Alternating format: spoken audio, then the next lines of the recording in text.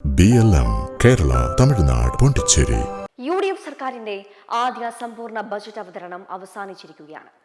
വിവിധ മേഖലകളെ പ്രത്യേകിച്ച് വിദ്യാഭ്യാസ മേഖലയ്ക്ക് മുതൽക്കൂട്ടാകുന്ന ഒട്ടേറെ പ്രഖ്യാപനങ്ങൾ ധനമന്ത്രി VD സതീശൻ നടത്തി. എന്നാൽ പൊതുജനങ്ങൾ വളരെ പ്രതീക്ഷയോടെ കാത്തിരുന്ന പല പദ്ധതികളും ബജറ്റിന് പുറത്താണ്.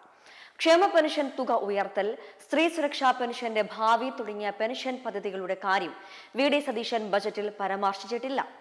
കേരളത്തിലെ 600 കിലോമീറ്റർ തീരദേശം, തുറമുഖം, നദികൾ, കായലുകൾ തുടങ്ങി സർവ്വ മേഖലകളെയും പ്രതിപാദിച്ചു പോയ ബജറ്റിൽ പെൻഷൻ ഇല്ലെന്ന് പറയുന്നത് അല്പം ആശ്ചര്യമുണർത്തുന്ന കാര്യമാണ്. UDFന്റെ പ്രകടന പത്രികയിൽ ഉണ്ടായിരുന്ന സുപ്രധാന വാഗ്ദാനങ്ങളിൽ ഒന്നായിരുന്നു ക്ഷേമ പെൻഷൻ 3000 രൂപയായി ഉയർത്തുമെന്നത്. എന്നാൽ അത്തരമൊരു പ്രഖ്യാപനം ധനമന്ത്രി നടത്തിയിട്ടില്ല. VD സതീശൻ സർക്കാരിന്റെ കന്നി ബജറ്റ് ക്ഷേമ പ്രവർത്തനങ്ങളിൽ ഊന്നിയാകാമെന്ന് തുടക്കം മുതൽക്കേ പല കോണിൽ നിന്ന് അഭിപ്രായങ്ങൾ ഉയർന്നിരുന്നു. പെൻഷൻ പ്രായം വർദ്ധിപ്പിക്കുക, പെൻഷൻ തുക ഉയർത്തുക, സ്ത്രീ സുരക്ഷാ പെൻഷൻ തുക തുടർന്നും നൽകുക തുടങ്ങിയ പ്രഖ്യാപനങ്ങൾ അവയിൽ ചിലത് മാത്രം.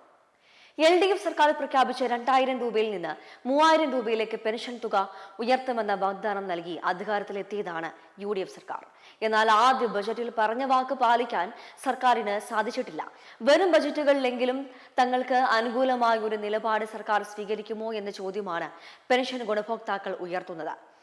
LDF സർക്കാർ അധികാരത്തിൽ നിന്ന് ഇറങ്ങും മുമ്പ് പ്രഖ്യാപിച്ച പദ്ധതിയാണ് സ്ത്രീ സുരക്ഷാ പെൻഷൻ. സംസ്ഥാനത്തെ നിർധനരായ സ്ത്രീകളുടെ ഉന്നമനം ലക്ഷ്യമിട്ട് കൊണ്ടുവന്ന പദ്ധതിക്ക് വെറും 2 മാസത്തെ ആയുസ് മാത്രമേ ഉണ്ടായിരുന്നുള്ളൂ. LDF അധികാരത്തിൽ ഇരുന്നപ്പോൾ അനുവദിച്ച 2 ഗഡുക്കൾ മാത്രമാണ് സ്ത്രീ സുരക്ഷാ പെൻഷന്റെ ഭാഗമായി ഗുണഭോക്താക്കളുടെ അക്കൗണ്ടിലേക്ക് ഇതുവരെ എത്തിയത്.